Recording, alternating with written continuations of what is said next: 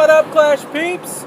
Welcome to Clash the Block, and welcome to our first ever Clan War recap video.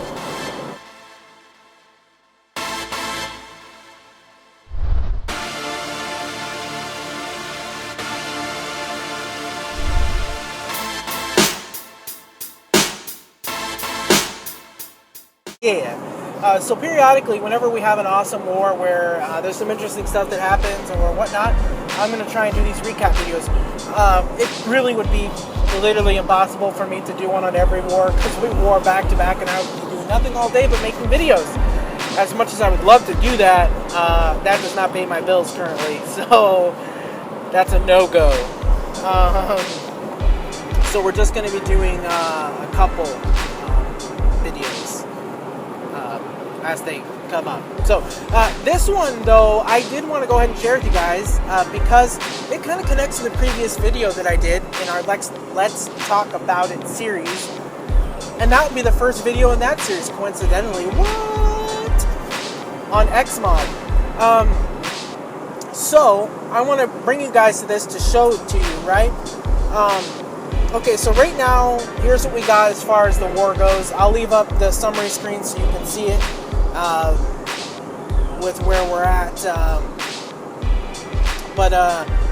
Yeah, let's go ahead and swing over to our side and take a look at our bases. Now, some of this may not look too unfamiliar if you have warred often and you've probably seen it. But, yeah, let's take a look at it because what do you guys notice with all these top bases? I mean, right? As you can clearly see, they've all been attacked, but there are no stars. Interesting. Now, a technique that I have seen before in Clan War, and we've even used it in my clan a few times when we've done large wars, like this one's 45 versus 45. We would use some of the lower bases, their attacks, to scout some of the higher ones. You know, so have the really low people build an army and attack the base just to trigger the clan castle and see if they can trigger some of the bombs or traps and give the actual attacker a leg up for when they hit. That's a strategic way of planning your attacks. Obviously, with 2 attacks per person, you can spread out your attacks. If you attack lower, each person 3 stars, both attacks, all the way down, leaving the last or the bottom people with basically no one to attack. So hey, why not scout with them, right? But in this case, I'm going to play a couple replays for you, and I want you to watch what happens. So here we got an attack on Blom, and we see he's got 74 archers, 71 barbarians, 61 archers, and what else did he take in there? He took 2 heal spells. So see what he does. He drops a barbarian, and then he leaves. So the barbarian is quickly killed. So he's taken out, and then the guy just quits the match. So that's pretty odd, right? I mean, maybe it's just a one-off or something. Maybe he lost connection. Let's check this one. Again, same format. Drops a barbarian. Look at, he's going to town on that wall. Oh, and then he quit. Interesting. The barbarian didn't even get killed in that one. He just started attacking the wall, and then all of a sudden, the guy ended the raid. Okay, I know what you're saying. Maybe it's just a double coincidence. Let's look at this one. Same format, archers, barbarians. Drops a barbarian. Hits a spring trap. Oh, wait, but then he ended the match. Well, that's just odd. Right?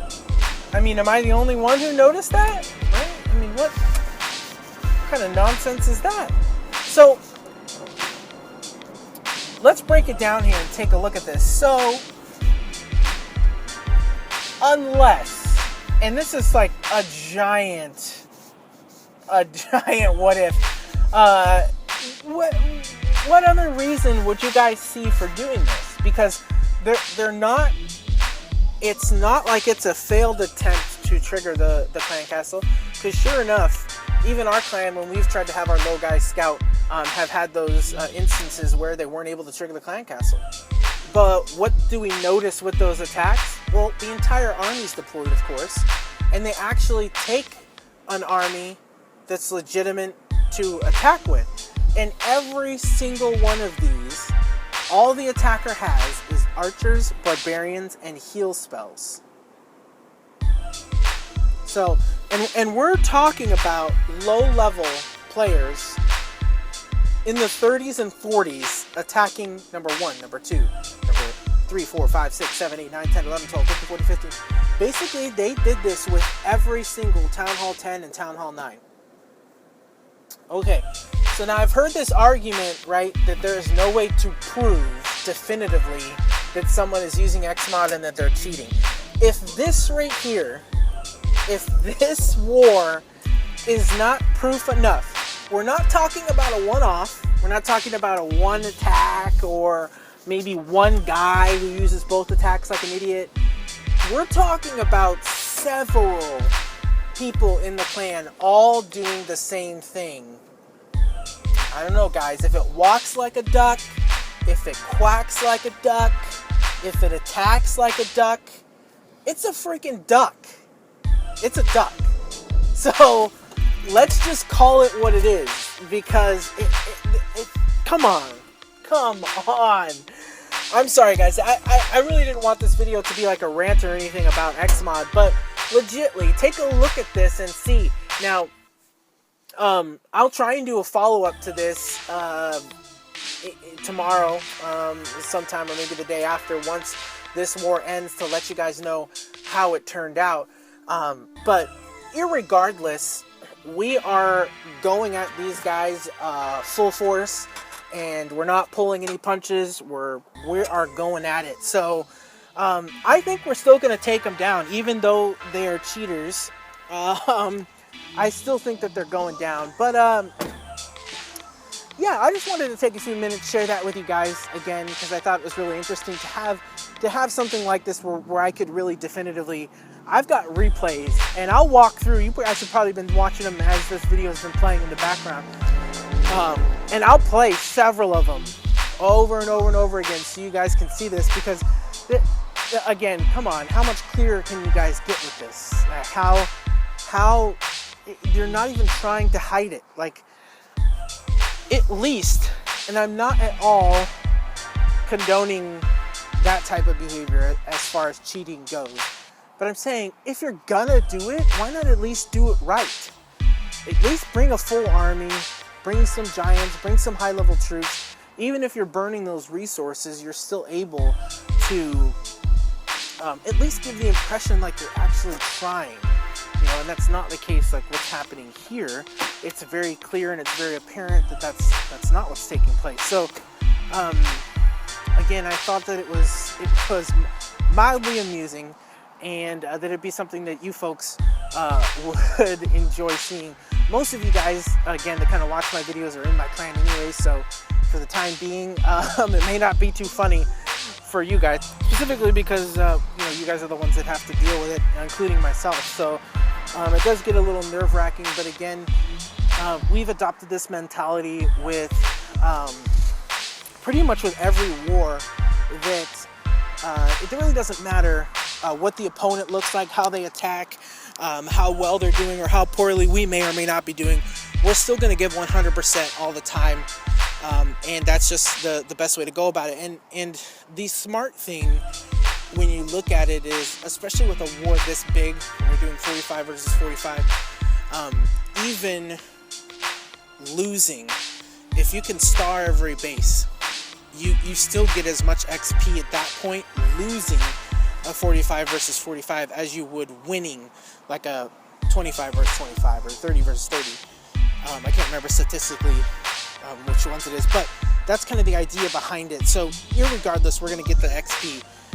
But I thought again that this would just be an interesting video for you guys. If you want to see more of these type videos as far as war recaps, replays from war attacks and things like that, give this video a like, thumbs up. I'm sorry, I think that's what YouTube does now. Give it a thumbs up. Comment if you want. I don't know.